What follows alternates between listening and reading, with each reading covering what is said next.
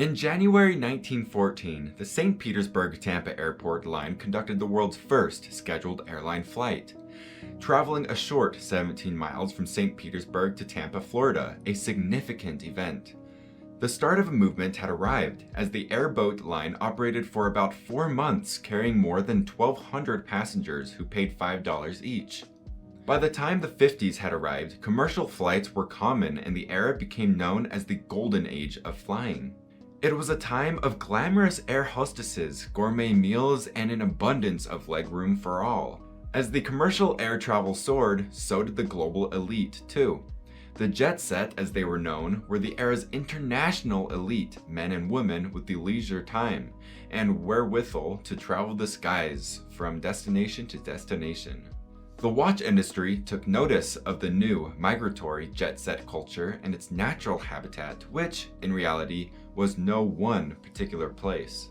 Which brings me to the topic of today's video, the creation and history of the world's first GMT watch, otherwise known as the Pepsi colored dial. So, without further ado, please like the video if you enjoyed it, subscribe if you want to see more, let's run the intro and get started.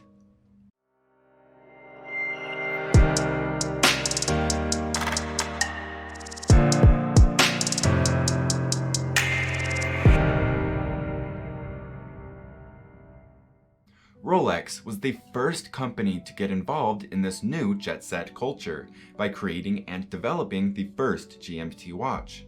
So what is a GMT watch? Well, GMT stands for Greenwich Mean Time, or Coordinated Universal Time, the standard world time, which is based off of atomic time.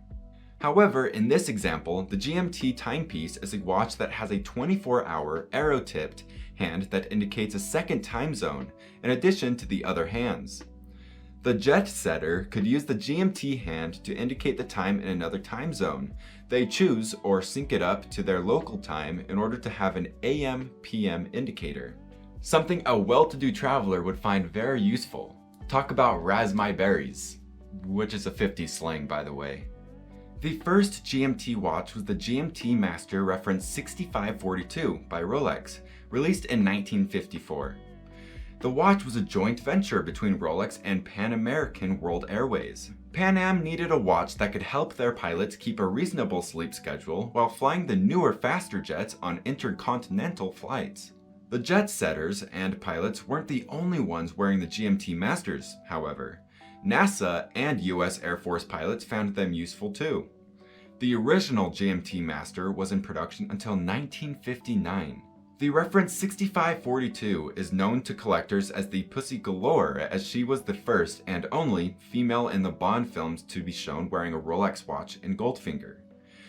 There have been numerous versions and variations of the GMT Master over the years.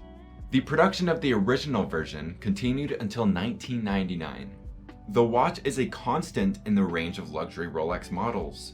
One note worth mentioning, however, on all of the GMT Master watches is the variety of bezel colors offered.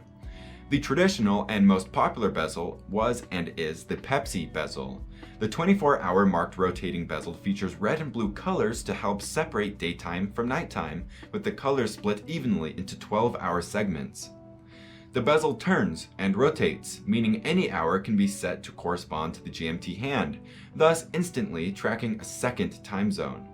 Over the years, many watch companies have imitated and duplicated the Pepsi bezel, giving the design a life of its own.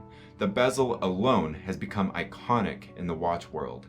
If Pepsi isn't your thing though, don't sweat it, there's plenty of soda to go around. In 1970, Rolex released the GMT Master 1675-3, which was their first two-tone sports watch and featured a golden brown colored root beer bezel. In 1983, Rolex introduced the GMT Master 2, reference 16760, with a black and red colored Coke bezel. And sorry to all of you Dr. Pepper fans out there, but that color isn't available as of yet. I hope you enjoyed the video today. If you did, make sure to give it a like, and if you'd like to see more content from us, you can subscribe right here. And as always, if you need any help repairing your watch, the link to our website is right here. Thanks again for watching, and I'll see you next time.